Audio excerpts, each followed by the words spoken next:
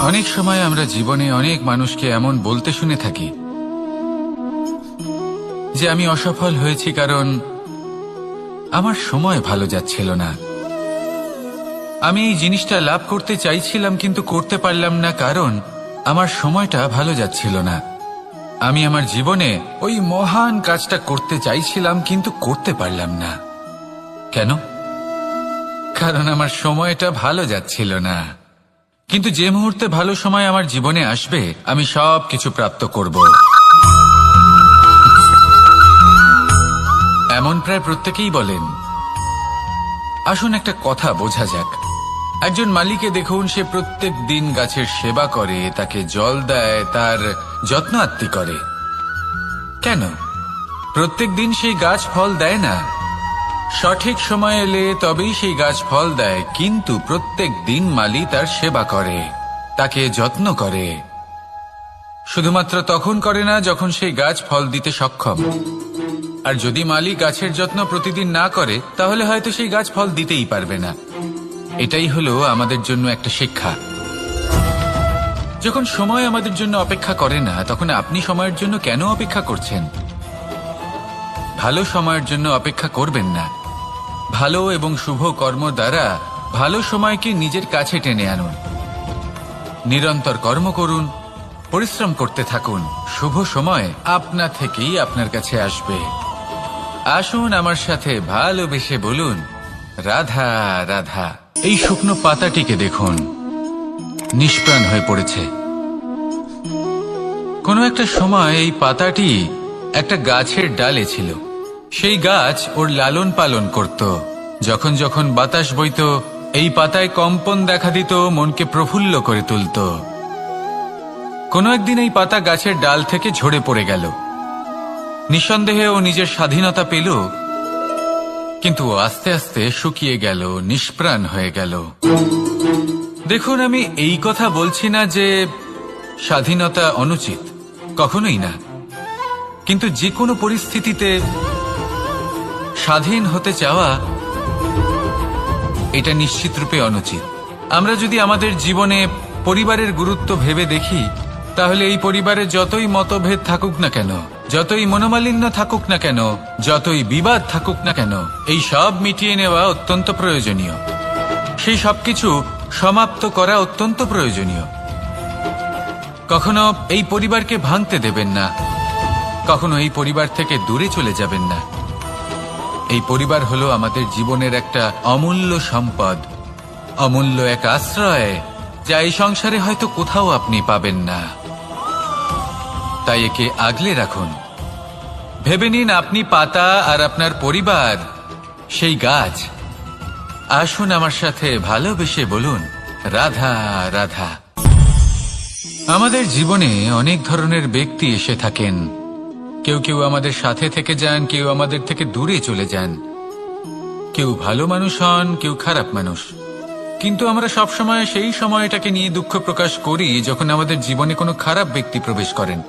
তারা আমাদের খারাপ অনুভূতি দেন, দুঃখ দেন, কষ্ট দেন। আমরা সবাই তাকে ভালো মন্দ কথা বলি। কিন্তু কেন? এমন বিভিন্ন ধরনের মানুষ, খারাপ মানুষ, ভালো মানুষ সবার জীবনেই আসেন এবং সকলকেই একটা অমূল্য শিক্ষা দান করে যান।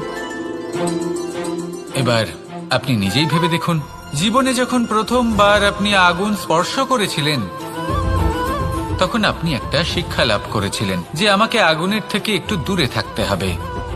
তারপর আস্তে আস্তে আপনি শিখলেন যে কিভাবে এই আগুনকে নিয়ন্ত্রণে রাখতে হবে। তারপর আপনি শিখলেন যে কিভাবে নিজের জীবনে তাকে প্রয়োগ করতে হবে। তা সে অন্ধকারে প্রকাশ লাভ করার জন্য হোক বা খাবার বানানোর জন্য। সেইভাবেই কোনো খারাপ ব্যক্তি যখন আপনার জীবনে আসে কোনো শিক্ষা দিয়ে যান, তার প্রতি কৃতজ্ঞ থাকুন। তার বিষয় খারাপ ভাবার বা খারাপ অনুভূতি নিয়ে থাকার কোনো প্রয়োজন নেই। সেই শিক্ষা লাভ করুন। ইতিবাচক মনোভাব নিয়ে জীবনের সামনে এগোতে থাকুন। কেউ নেই যিনি আপনাকে বাধা দিতে পারেন। আসুন আমার সাথে ভালোবেসে বলুন, রাধা রাধা। এই সংসারে অনেক অনেক এমন জ্ঞানী আছেন যারা নিজের সমস্ত জীবন জ্ঞান অর্জন করতে অতিবাহিত করেছেন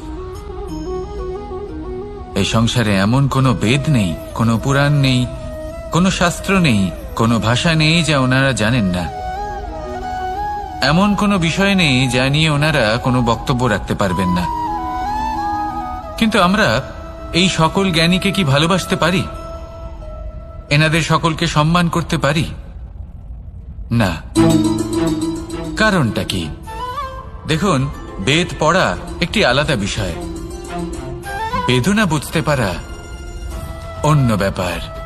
এবং বেদনা বোঝার জন্য, সেই জ্ঞান লাভ করার জন্য আপনাকে মন থেকে করুণা এবং প্রেমের সঠিক অর্থ বুঝতে হবে। সামনের ব্যক্তির বেদনা বুঝতে হবে, তার যন্ত্রণাকে বুঝতে হবে। তারপর যে জ্ঞান আপনি অর্জন করেছেন বেদ থেকে, পুরাণ থেকে, শাস্ত্র থেকে, তা প্রয়োগ করে তার বেদনার নিবারণ করা, সেটা বেশি গুরুত্বপূর্ণ। সেই জন্য জীবনে শুধুমাত্র শাস্ত্র এবং বেদ পড়ে জ্ঞান অর্জন করতে সময় নষ্ট করবেন না। মন থেকে প্রেমের কি অর্থ সেই বিষয়ে জ্ঞান লাভ করার চেষ্টা করুন। করুণাও বুঝতে চেষ্টা করুন। একজন শ্রেষ্ঠ ব্যক্তি হয়ে উঠুন আর আমার সাথে ভালোবেসে বলুন, রাধা রাধা। একে বালি বলুন, মাটি বলুন বা ধুলো বলুন, এ দিয়ে কত কিছু করা সম্ভব।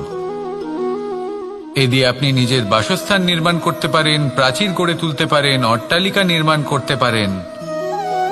কিন্তু যদি এই বালিকে আপনি মুষ্টিবদ্ধ করে রাখতে চান, তাহলে তা হাত থেকে ফসকে যাবে। আপনি কখনোই একে মুষ্টিবদ্ধ করতে পারবেন না। এরকমই হয় আমাদের জীবন, আর এরকমই হয় সময়। এই মুষ্টিবদ্ধ করা বালির মতো। সময়কে আমরা বাধা দিতে পারবো না, আটকেও রাখতে পারবো না। এ হলো প্রবাহমান। জন্ম থেকে মৃত্যু পর্যন্ত এই যে সময়, তা খুবই সীমিত। আর এই সময় আমরা যেটাই করি তার দ্বারাই আমাদের মূল্য নির্ধারিত হয়। আর এই সংসার থেকে চলে যাওয়ার পরেও এই সংসার এই সব কর্মের জন্যই আমাদের মনে রাখে। তাই যদি আপনি এটা ভাবেন যে আজ যে কর্ম করার ছিল আমি না হয় কাল করে নেব, কাল আমার লক্ষ্যে পৌঁছানোর কথা ছিল আমি পরশু পৌঁছবো, না, এই সময় খুব মূল্যবান, একে নষ্ট করবেন না। এই সময়কে সদ্ব্যবহার করুন, মহান হবার পথে অগ্রসর হন। একে যদি মুষ্টিবদ্ধ করে রাখার চেষ্টা করেন, এই সময় থেমে থাকবে না। আসুন আমার সাথে ভালোবেসে বলুন, রাধা রাধা। একটি হাতির শরীরে কত বল থাকতে পারে সেটা আমরা সবাই জানি। একটা প্রহারেই বিশালাকার প্রাচীর ভেঙে পড়তে পারে। কিন্তু সেটা তখন হয় যখন সেই হাতির নিজের শক্তির বিষয়ে কোনো ধারণা থাকে। যদি সেই হাতিকেই বন্দি করে নেওয়া হয়, তাহলে সেই হাতি তার পরাধীন থাকার অভ্যাস হয়ে যায়। এই পরনির্ভরশীলতা আমাদের শরীরকে নয়, আমাদের মনকে বন্দি করে ফেলে। আর তার পরিণাম হলো এটাই যে আমাদের নিজেদের ওপর নিয়ন্ত্রণ থাকেই না। যদি নিজের ওপর নিয়ন্ত্রণ না থাকে, তাহলে নিজেদের প্রকৃত শক্তির সাথে আমরা কিভাবে পরিচিত হব? সেই জন্য এই সংসারের সবথেকে বড় আনন্দ হলো স্বাধীনতা। এই স্বতন্ত্রতাকে আনুন নিজের বিবেচনায়, নিজের চিন্তাভাবনায়, নিজের জীবনে। কারোর কথায় প্রভাবিত হবেন না। নিজের বিবেকবোধ জাগ্রত করুন এবং এগোতে থাকুন। যখন এই বিবেচনা স্বতন্ত্র হবে, তাহলে এই মন জীবন স্বতন্ত্র হয়ে উঠবে। আর তখনই নিজের আসল শক্তি আপনার সামনে আসবে। আপনার সাহস, আপনার প্রতিভা আপনি জানতে পারবেন। তখনই জীবনে এগোতে পারবেন। তাহলে আসুন আর আমার সাথে ভালোবেসে বলুন, রাধা রাধা। এই সংসারে যে ব্যক্তিই হোক না কেন, প্রত্যেক ব্যক্তির জীবনে সমস্যা অবশ্যই আসে। এমন কিছু মানুষ আছেন, যদি তাদেরকে জিজ্ঞেস করেন যে এমনটা ঠিক কেন হলো, তাহলে পুরো দোষটা তারা নিজেদের পরিস্থিতির ওপর ন্যস্ত করেন।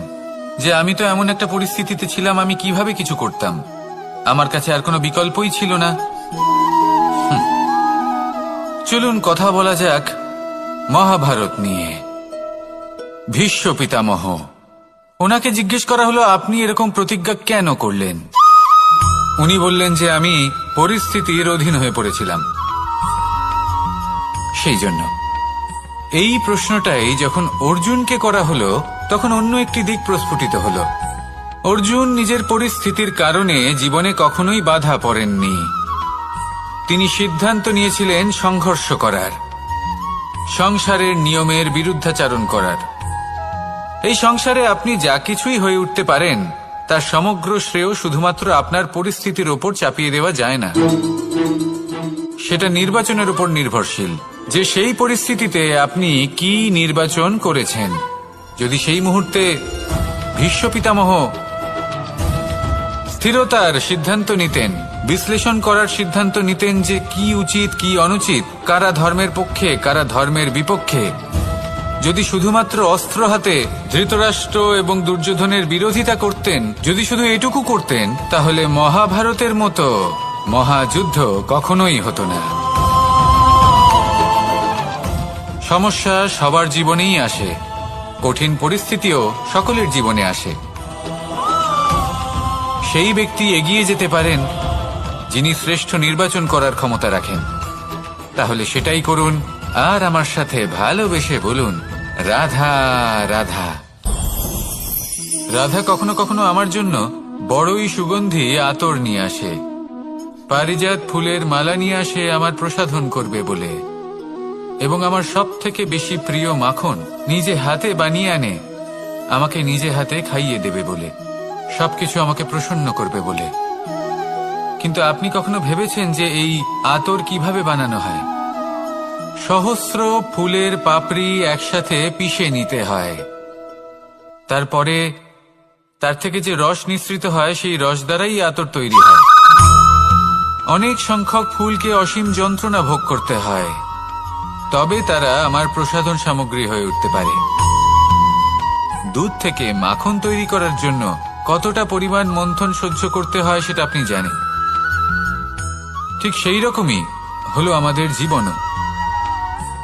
বিপদও আসে, কঠিন পরিস্থিতিও আসে, এর সম্মুখীন হতে শিখুন। মনে রাখবেন, আপনি হলেন সেই দুধ যাকে মন্থন সহ্য করতে হবে মাখন হয়ে ওঠার জন্য। মনে রাখবেন, আপনি হলেন সেই ফুলের মতন যাদের পিষ্ট হতে হবে সুগন্ধি আতর হয়ে ওঠার জন্য, যাকে এই সংসার পছন্দ করে। কখনো কখনো জীবনে আপনার সাথে খারাপ শুধুমাত্র এই কারণে ঘটে যাতে আপনার শ্রেষ্ঠ রূপ এই সংসারের সামনে আসতে পারে। শুধুমাত্র কঠিন পরিস্থিতি এবং বিপদকে একটা সুযোগ হিসেবে দেখার চেষ্টা করুন। আপনার জন্য এই সংসার বদলে যাবে, সংসারকে দেখার দৃষ্টিভঙ্গি পাল্টে যাবে, আপনার ভাগ্য পাল্টে যাবে, আর এই মন প্রসন্ন হয়ে বলবে, রাধা রাধা। জীবনে অনেক সময় আমরা এটা দেখে থাকি যে আগামী প্রজন্ম সেই কাজটি করে যেটা তার পূর্ববর্তী প্রজন্ম করে গেছেন। একটা উদাহরণ দিই। তাহলে দেখুন, একদিকে আছে মাতা পিতা যারা আজীবন সংঘর্ষ করেছেন ধন অর্জন করার জন্য, তারপর তারই সন্তান তার সাথেই লড়াই করে তার থেকে সমস্ত সম্পত্তি ছিনিয়ে নিল। তারপরে যত সময় অতিবাহিত হয় সেই সন্তানের সাথেও সেই একই ক্রিয়া ঘটতে থাকে। তার সন্তান তার সমস্ত সম্পত্তি ছিনিয়ে নেয়। তাহলে এমন কি সঞ্চয় করবেন যা পরবর্তী প্রজন্মকে দিয়ে যেতে পারেন সেই বিষয়ে ভাবুন। ভেবে দেখুন, এই যে ধন সঞ্চয় আপনি করছেন এর আসলে লাভ কি?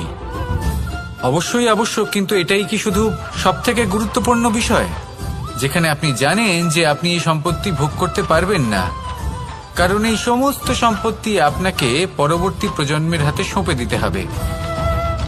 তাহলে ধন সঞ্চয় করুন, কিন্তু এমন একটা সম্পত্তি কেন সঞ্চয় করা উচিত নয় যার উপভোগও আপনি করতে পারবেন, পরবর্তী প্রজন্মকেও দিয়ে যেতে পারবেন, আর মতভেদও হবে না।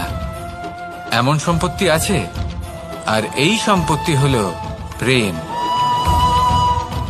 যদি আপনার মনে কোনো কিছু সঞ্চয় করার বাসনা জেগে ওঠে, তাহলে প্রেম সঞ্চয় করুন।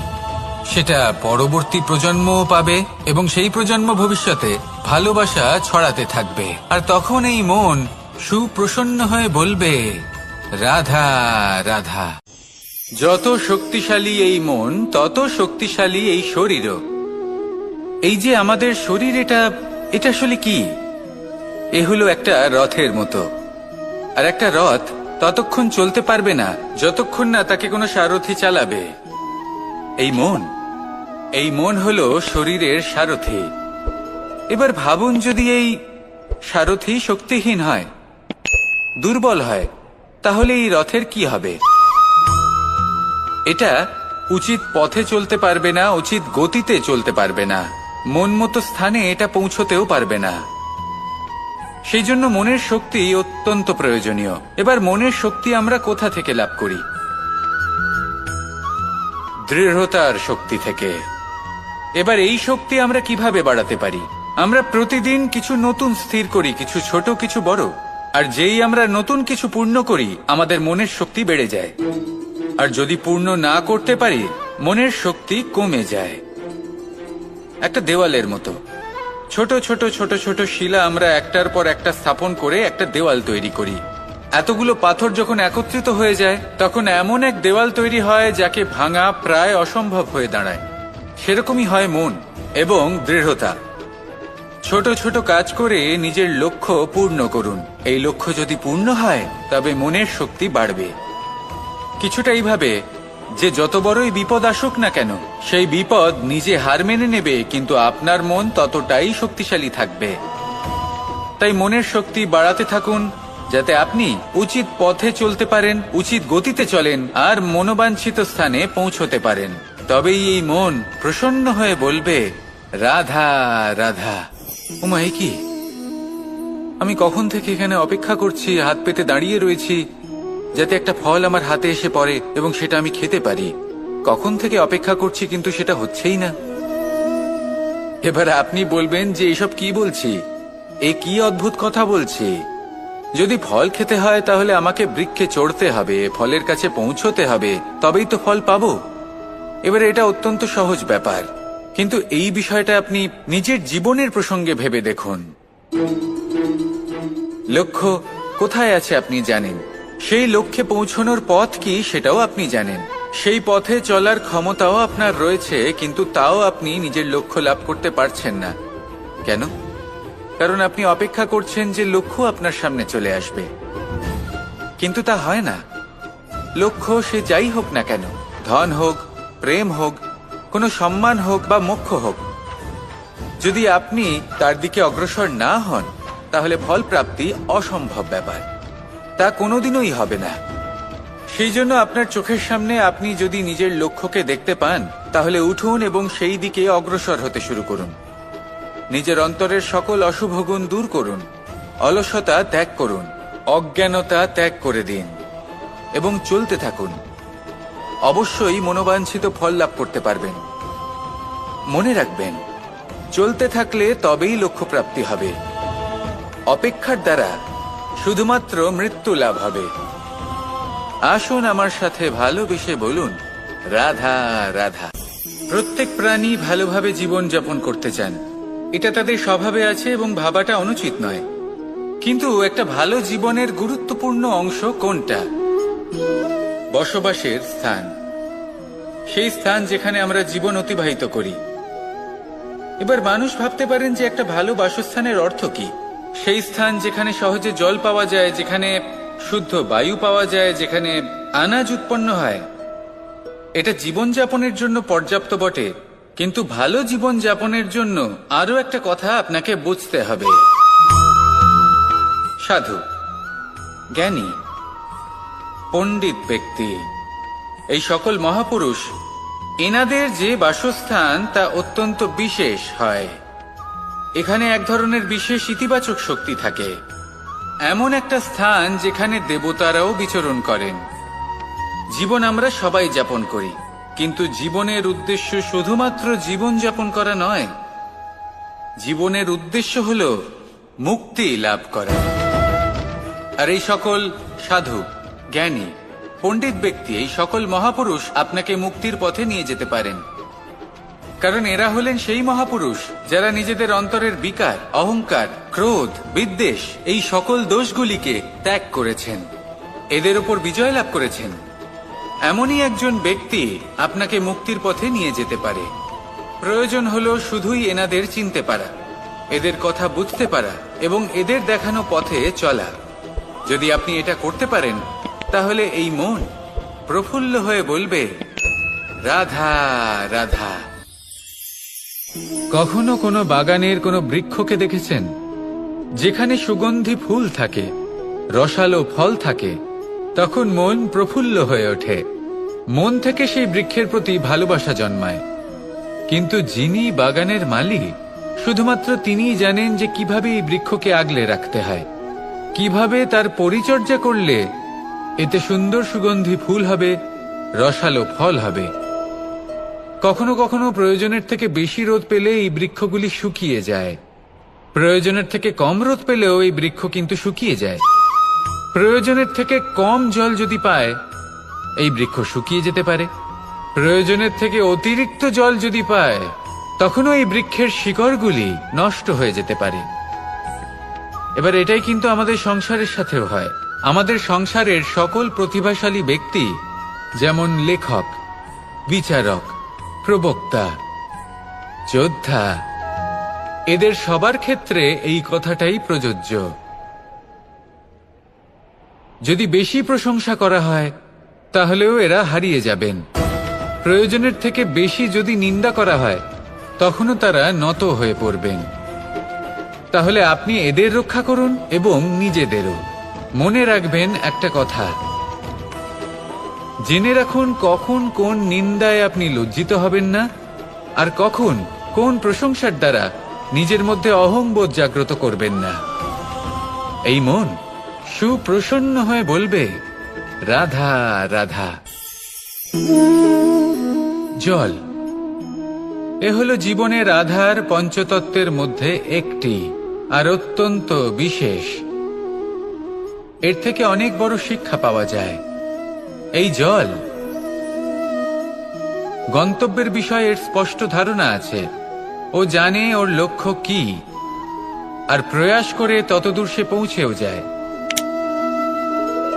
এটি পর্বত থেকে বয়ে নিচে নেমে আসে, নদীর সাথে সমাহিত হয়ে তার সাথে বয়ে চলে, চিরসবুজ বনানী গড়ে তোলে, প্রাণীদের তৃষ্ণা নিবারণ করে, সামনে এগিয়ে চলে, মানুষের সাথে মিলিত হয়। যারা একে বাঁধের মধ্যে বেঁধে রাখতে চেষ্টা করে, সে বন্দি দশাতেও থেকে যায়, মানুষের কল্যাণ করে। তারপর বাঁধ থেকে মুক্তি পেয়ে এগিয়ে চলে, কোথাও ধাক্কা খায়, কোথাও বাধা পড়ে, কোথাও যদি পথ খুঁজে না পায় তাহলে পথ খুঁজেই নেয়, আর যেখানে পথ থাকে না সেখানে পথ বানিয়ে নেয়, আর শেষ পর্যন্ত নিজের লক্ষ্যে পৌঁছেই যায়, অর্থাৎ সমুদ্রে গিয়ে সমাহিত হয়ে যায়। আমাদেরও কিছুটা এরকমই হয়ে উঠতে হবে। যেখানেই যাবেন সকলের কল্যাণ করুন, সামনে এগোন। আপনি কোথাও পড়ে গেলে, ধাক্কা খেলে আঘাত লাগবেই, উত্থান পতন লেগেই থাকে। সামনে এগোতে থাকুন। কোথাও পথ না পেলে তা খুঁজে নিন, কোথাও পথ না থাকলে তা বানিয়ে নিন। নিজের গন্তব্যের কথা সব সময় মনে রাখুন। শেষ পর্যন্ত নিজের মোক্ষ লাভ আপনি অবশ্যই করবেন। আর আমার সাথে ভালোবেসে বলুন, রাধা রাধা। জীবনের প্রত্যেক মুহূর্ত আমাদের কিছু না কিছু শিক্ষা দেয়, নির্ভর করছে আমাদের দৃষ্টিভঙ্গির উপর। যেমন নদী হলো আমার অত্যন্ত প্রিয়, নদীতে ভ্রমণ করতে আমার খুব ভালো লাগে। কি বলেন? নদীতে সবসময় নতুন কিছু থাকে, ও পুরনো কিছুই নিয়ে বসে থাকে না। সব সময় প্রবাহমান, কখনো থামে না। ততক্ষণ থামে না যতক্ষণ না সাগরে গিয়ে সমাহিত হচ্ছে। ঠিক এইভাবেই আমাদেরও উচিত নিজের জীবন অতিবাহিত করা, নদীর মতো। প্রত্যেক মুহূর্ত নতুন, তাই সেইভাবেই জীবন যাপন করুন। পুরনো কিছুই একত্রিত করে রাখবেন না, বিগত স্মৃতির মাঝে নিজেকে হারিয়ে ফেলবেন না। এই যে বর্তমান, এই যে মুহূর্ত, সেটাই হলো সর্বশ্রেষ্ঠ। এর মাঝেই জীবন যাপন করুন, নদীর মতো প্রবাহমান হতে শিখুন। আপনি শিখে গেলে তাহলে মনে রাখবেন, আমার আপনার মাঝে বিচরণ করতে বড়ই ভালো লাগবে।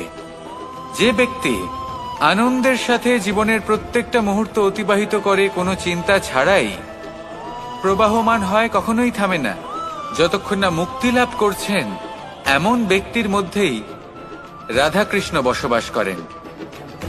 তাহলে আসুন আমার সাথে ভালোবেসে বলুন, রাধা রাধা। সূর্যের প্রকাশ, অন্ধকারকে দূর করে দেওয়া সেই মহানায়ক। এই সূর্যের প্রকাশ যখন পৃথিবীতে এসে পৌঁছয় কি হয়? এই পৃথিবী জেগে ওঠে, প্রত্যেক প্রাণী জেগে ওঠে, মানুষ জেগে ওঠে, নিজের কর্ম করেন, জীবন যাপন করেন। এই ঘুমের মৃতপ্রায় স্থিতি কাটিয়ে উঠে জীবন যাপন করতে শেখেন। এটাই হলো প্রভাব সূর্যের প্রকাশের। এবার এই প্রকাশ যে সূর্যের থেকে পাই তিনি কি করেন? তিনি নিজেকে জ্বালান আমাদের জীবন প্রদান করার জন্য।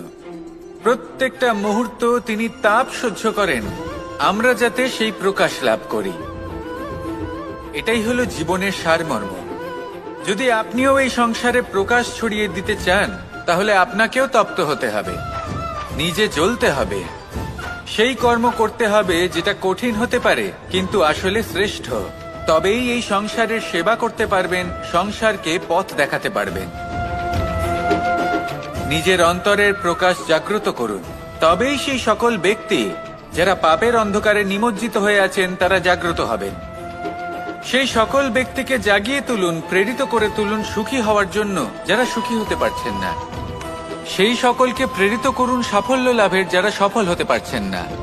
নিজের অন্তরের সূর্যকে জাগ্রত করুন, চারিদিকে শুধু প্রকাশই প্রকাশ হবে, জীবনই জীবন থাকবে, আনন্দই আনন্দ থাকবে, আর এই মন বারবার প্রসন্ন চিত্তে বলে উঠবে, রাধা রাধা। আজ আমরা দুই ধরনের ব্যক্তির বিষয়ে কথা বলবো। প্রথম জন হলেন যে প্রয়োজনের থেকে অনেক বেশি পরিমাণ ধন উপার্জন করে থাকেন। তার কাছে ততটা ধন থাকে যতটা তার প্রয়োজনও নেই, তারপরেও আরো ধন উপার্জন করতে চেষ্টা করতে থাকেন। সকল সম্ভব চেষ্টা করেন, সকল সম্ভব কর্ম করেন, তা সে উচিত কর্ম হোক বা অনুচিত, তাতে তাদের কিছুই যায় আসে না। তারা শুধুই এই সংসারের সকল সুখ ভোগ করতে চান, সকল স্বাচ্ছন্দ্য লাভ করতে চান। আজীবন তারা প্রচেষ্টাই করতে থাকেন। এবার এই করতে গিয়ে তারা ভারাক্রান্ত হয়ে সমস্যার সম্মুখীন হন। এনাদের সমগ্র জীবন এই চেষ্টাতেই চলে যায়, জীবন যাপন করার বদলে। অন্যদিকে আরেকজন ব্যক্তি যিনি জানেন তার প্রয়োজন কতটুকু আর শুধুমাত্র সেই পরিমাণ ধন অর্জন করেন, তার থেকে বেশি একটুও নয়। উনি যদি দুবেলা খেতে পান, মাথা গোজার ঠাঁই পেয়ে যান, সেটাই পর্যাপ্ত। তাতেই তিনি আনন্দে জীবন যাপন করেন, না কোনো বৃথা চিন্তা করেন, না কোনো বৃথা কষ্ট করেন। এবার আমি আপনাদের জিজ্ঞেস করব, এই দুই ব্যক্তির মধ্যে আপনি কোন ব্যক্তি হতে চাইবেন? বেশিরভাগ মানুষ এটাই বলবেন যে আমরা সেই দ্বিতীয় মানুষ হতে চাই যারা সন্তুষ্ট। কিন্তু যদি মন দিয়ে দেখেন আপনিও সেই কর্মই করছেন যা প্রথম ব্যক্তি করেন। আপনারা সবসময় চেষ্টা করে চলেছেন, এটাও লাভ করতে হবে, ওটাও লাভ করতে হবে, আমার এটারও প্রয়োজন, ওটারও প্রয়োজন। আপনি অনেক কিছু লাভ করেছেন, কিন্তু প্রশ্ন এটাই যে আপনার কি সেই সবকিছুর প্রয়োজন রয়েছে? এর উত্তর আপনার অন্তর মনে রয়েছে।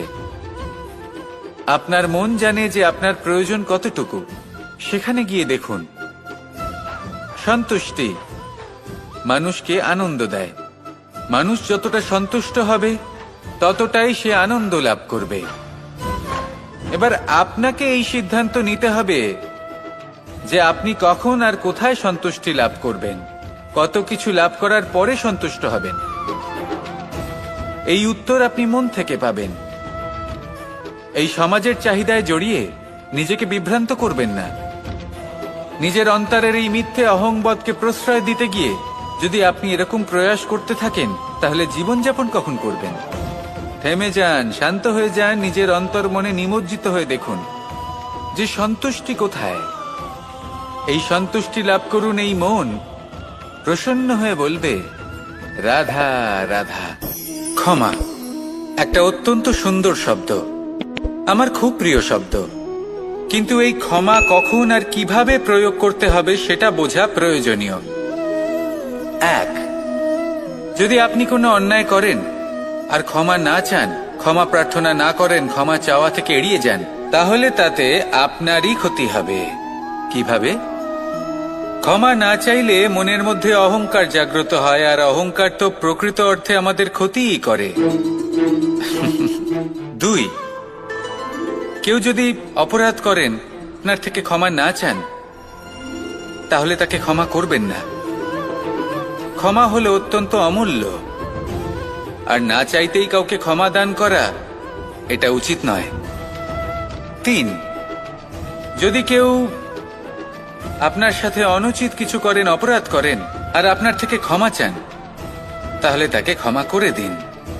তাতে আপনার অন্তরের করুণাবোধ জাগ্রত হবে, প্রেম জাগ্রত হবে, আর তা আপনার জন্য শুভ হবে। 4, যদি আপনি নিজে কোনো অপরাধ করেন, তাহলে অবশ্যই ক্ষমা চাইবেন। তাতে আপনারই লাভ হবে। কিভাবে? সামনের ব্যক্তি আপনাকে ক্ষমা করুক বা না করুক, আপনার অন্তরের অহংকার ক্ষীণ হবে, আর এই মন আরো নির্মল হয়ে উঠবে। এই ক্ষমা অত্যন্ত অমূল্য, ভেবেচিন্তে একে ব্যবহার করুন, আর আমার সাথে ভালোবেসে বলুন, রাধা রাধা।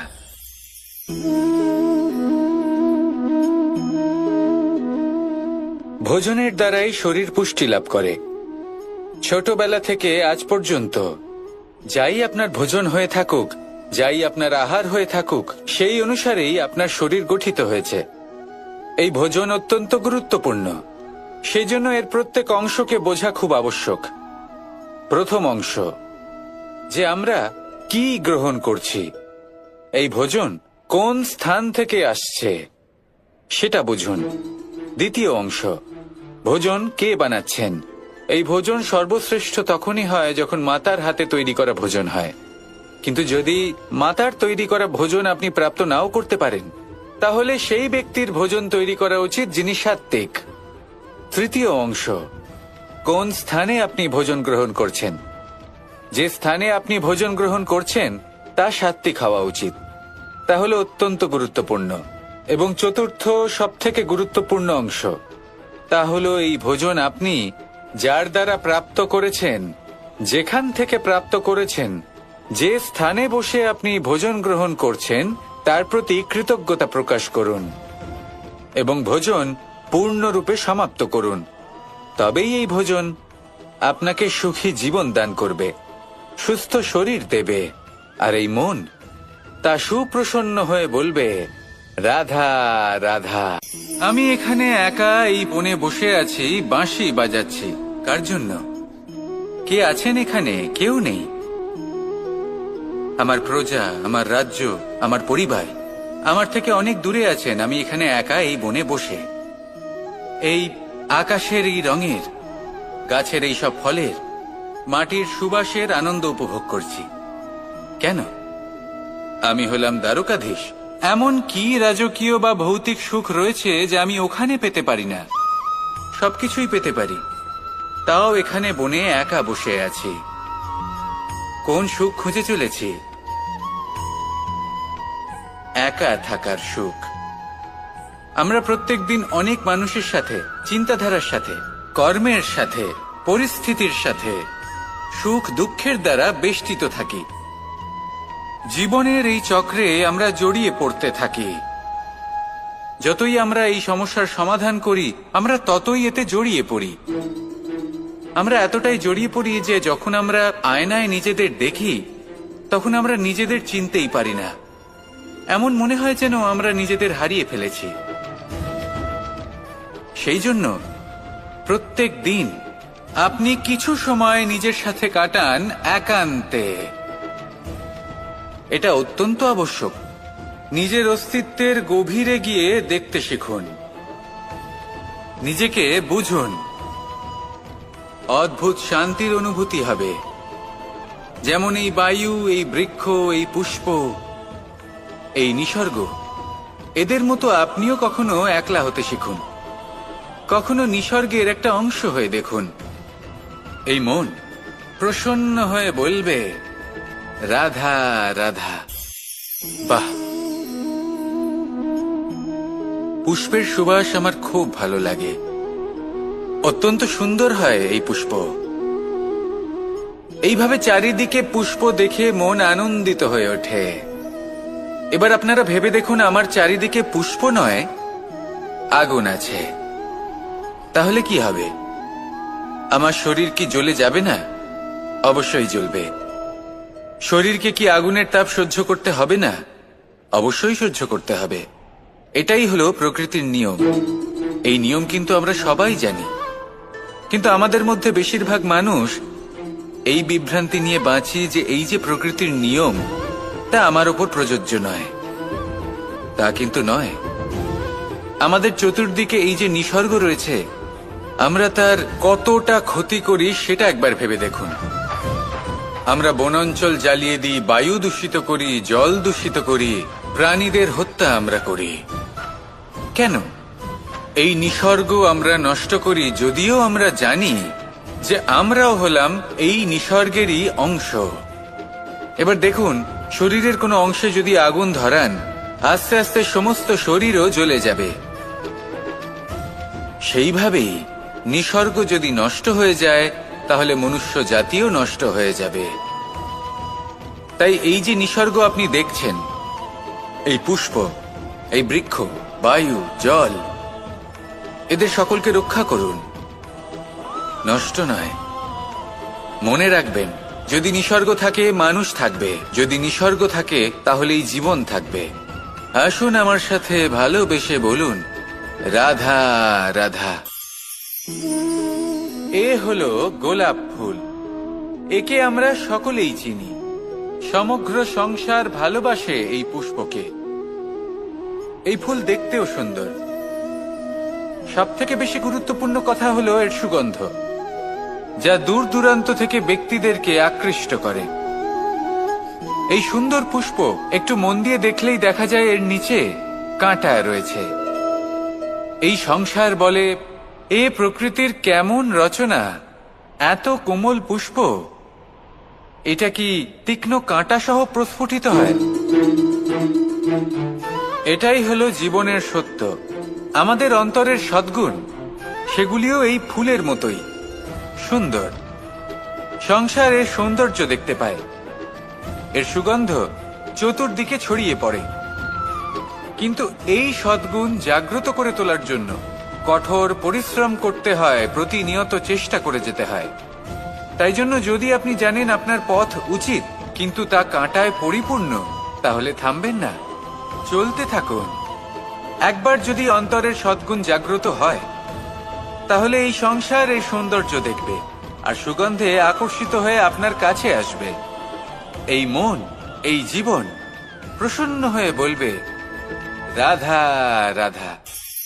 আমাদের গৃহে অনেক কক্ষ রয়েছে, কিন্তু এমন কি আছে যে একটাই থাকে? আমাদের গৃহের দ্বার। এমন কেন হয়? অনেক দ্বার তো থাকতেই পারে। ভেবে দেখুন, একটা বিশাল ভবন রয়েছে, তার চতুর্দিকে অনেক দ্বার আছে। ভালোই হবে, যাতায়াত করতে সুবিধা হবে, কিন্তু এমন আমরা কেন করি না? এবার আপনি বলবেন যে এটার উত্তর তো সহজ। যতগুলো দ্বার থাকবে, ততজন দ্বারপালও থাকবে। কে কখন কোথা থেকে আসবে, কোথায় চলে যাবে, সেদিকে খেয়াল থাকবে না। চুরির সম্ভাবনাও বেড়ে যাবে। যাক, এই বিষয়ে অন্তত আপনি বোঝেন। সেই জন্য আপনার গৃহে একটাই দ্বার রয়েছে। কিন্তু আপনার মনের বিষয় কি জানেন? আপনার মনেও কি কোনো দ্বার আছে? নেই? তার মানে যে কোনো ব্যক্তি যেখান থেকে খুশি আসতে পারে, আর আপনার মনে যা খুশি প্রবেশ করিয়ে চলে যেতে পারে। কোনো বাধার সম্মুখীন না হয়ে কোনো ব্যক্তি আপনার মনে যা কিছু প্রবেশ করিয়ে চলে যাবে, তা সে আমাদের পক্ষে শুভ হোক, অশুভ হোক, বা যতই ঘাতক হোক না কেন। সেই ভাবনা হতে পারে বাসনাময়, ক্রোধে পরিপূর্ণ, মতভেদে পরিপূর্ণ, বিদ্বেষ বা অহংকারে পরিপূর্ণ, বা কোনো ব্যর্থ ভাবনা হতে পারে। বিশ্বের যে কোনো ভাবনা মনে এসে বসবাস করতে পারে। এবার মনে যা ভাবনা থাকবে, মন সেটাই অনুভব করবে। নেতিবাচক ভাবনা যদি মনে ঘর করে, মন সুখ অনুভব কি করে করবে? সেই জন্য আবশ্যক হলো মনের মাঝে ইতিবাচক সত্তার দ্বার গড়ে তোলা। অর্থাৎ কোনো ভাবনা যদি আসে এবং ইতিবাচক হয়, তাহলে তাকে মনে প্রবেশ করতে দিন। যদি তা আপনাকে আর্থিক, সামাজিক, পারিবারিক, আধ্যাত্মিক লাভ দেয়, তাহলে তাকে প্রবেশ করতে দিন। যদি না দেয়, যদি তা নেতিবাচক ভাবনা হয়, তাকে দ্বার থেকেই আবার ফিরিয়ে দিন। যত শুভ চিন্তায় থাকবে এই মন, ততই শুভ হবে আপনার জীবন। আর এই মন সুপ্রসন্ন হয়ে বলবে, রাধা রাধা।